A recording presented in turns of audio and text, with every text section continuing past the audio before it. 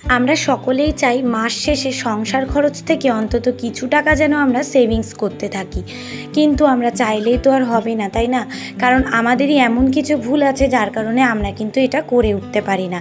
আজকে তোমাদের সঙ্গে খুব সহজ 4টে টিপস শেয়ার করব, যে টিপসগুলো থেকে কিন্তু তোমরা যদি মন দিয়ে শোনো তাহলে অবশ্যই যার স্বল্প আয় সেও টাকা সেভিংস করতে পারবে, আর যার একটু আয় আছে সে তো অবশ্যই সেভিংস করতে পারবে।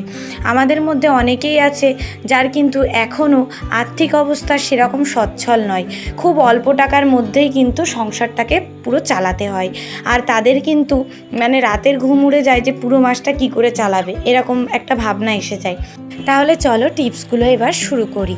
প্রথম টিপস হলো, সপ্তাহে একটা দিন তোমাদেরকে খরচাবিহীন দিন রাখতে হবে। ধরো সপ্তাহে একটা দিন এমন করতে হবে যে সেই দিন কোনোই খরচ করবে না, কোনো সংসারের জিনিসও কিনবে না, কোনো বাড়তি জিনিসও কিনবে না, ঘরে যা আছে তাই দিয়েই চালিয়ে নেবে। এরকম যদি করতে পারো তাহলে কিন্তু মাসে 4টে দিন পেয়ে যাচ্ছ টাকা সেভিংস করার। আর এই সেম পদ্ধতিটা তোমরা যদি সপ্তাহে 2বার অ্যাপ্লাই করতে পারো তাহলে কিন্তু মাসে 8 দিন হচ্ছে, আর এই মাসে 8 দিনের টাকা যদি সেভ হয়ে যায় বছরে গিয়ে কিন্তু অনেকখানি টাকাই সেভ হয়ে যাচ্ছে। টিপস নাম্বার 2, আমরা যদি চমকের পিছনে না দৌড়ে সবসময় টেকসইয়ের পিছনে দৌড়াই তাহলেও কিন্তু আমাদের অনেকটা টাকা সেভিংস হয়। মার্কেটে যে সমস্ত জিনিসে প্রচুর অফার দেখি আমরা মনে করি অনেকটা কম দামে পাচ্ছি, জিনিসটা কিনে নিই, কিন্তু দেখা যায় সেই জিনিসটা হয়তো টেনে টুনে 6 মাস যায়, ঠিক আছে, তার বেশি কিন্তু যায় না। সেক্ষেত্রে আমাদের সেই জিনিসটা পুনরায় আবার কিনতে হয়, তাহলে একটা জিনিসে আমাদের কিন্তু ডবল ইনভেস্টমেন্ট হয়ে যায়, আমরা সেটা বুঝতেও পারি না। আর আমরা যদি এই কাজটা না করে একবারেই তিল করে টাকা জমিয়ে একটা ব্র্যান্ডেড টেকসই জিনিস নিয়ে নিই তাহলে কিন্তু সেটা বছরকে বছর চলে যায়, অন্তত 2-3 বছর তো হামেশাই চলে যায়। তাহলে আমাদের কিন্তু এক্ষেত্রে অনেকটা টাকায় সেভিংস হয়ে গেল। টিপস নাম্বার 3, এটা কিন্তু একটা অনেক গুরুত্বপূর্ণ টিপস, যেটা দিয়ে আমাদের স্বাস্থ্য আর সম্পদ দুটোই কিন্তু বেঁচে যাবে। দেখো, আমরা যদি কোনো জিনিস কেনার জন্য কারোর থেকে ধার না নিই, বা আমরা ধরো একটা ব্যবসা শুরু করব, অনেকটা টাকা ধার নিয়ে নিলাম, তাহলে কিন্তু আমাদের মাথায় একটা ঋণের বোঝা চেপে গেল, আর এটা থেকে কিন্তু আমরা দিন দিন চিন্তা করতে করতে একটা রোগের মধ্যে পড়ে যাই। সেক্ষেত্রে আমাদের স্বাস্থ্যেরও ক্ষতি হলো আর সম্পদেরও ক্ষতি হলো। এটা যদি না করে আমরা একটু একটু করে সেভিংস করে সেই জিনিসটা কিনি অথবা কিছু ব্যবসা শুরু করি, সেক্ষেত্রে কিন্তু কারোর কাছে আমাদের ধারও করতে হলো না, আর আমরা অনায়াসে নিজেদের টাকায় জিনিসটা কিনতে পারলাম অথবা শুরু করতে পারলাম। সুতরাং ধার জিনিসটা কেউ নিও না।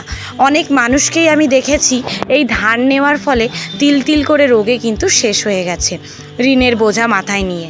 সুতরাং এটার কোনো প্রয়োজনই নেই, আমরা যদি একটু বুঝে চলি। 4 নম্বর যে টিপসটি বলবো সেটি শুনতে অতি সাধারণ মনে হতে পারে, কিন্তু এটা কিন্তু অনেক গুরুত্বপূর্ণ একটা টিপস।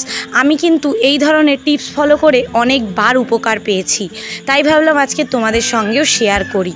দেখো, আমরা যদি খুচরো টাকা খুব সামান্য 10 টাকা, 20 টাকা, 50 টাকা 3-4 জায়গায় আলাদা করে সরিয়ে রাখি, তাহলে কিন্তু আমরা সব সময় সব জায়গাতে হাত দিতে আমাদের লাগছে না, নেই বলে টাকাটা থেকে যাচ্ছে।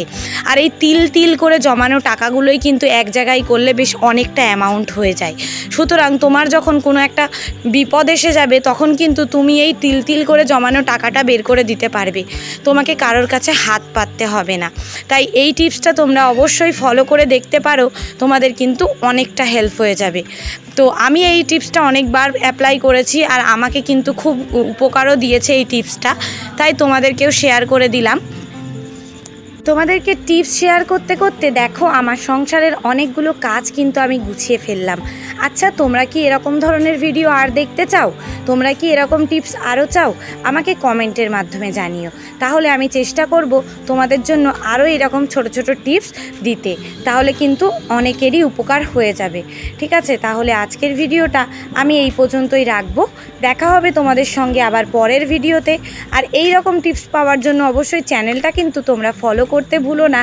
ইউটিউব থেকে যদি হও সাবস্ক্রাইব করে দেবে, ফেসবুক থেকে যদি হও ফলো করে দেবে।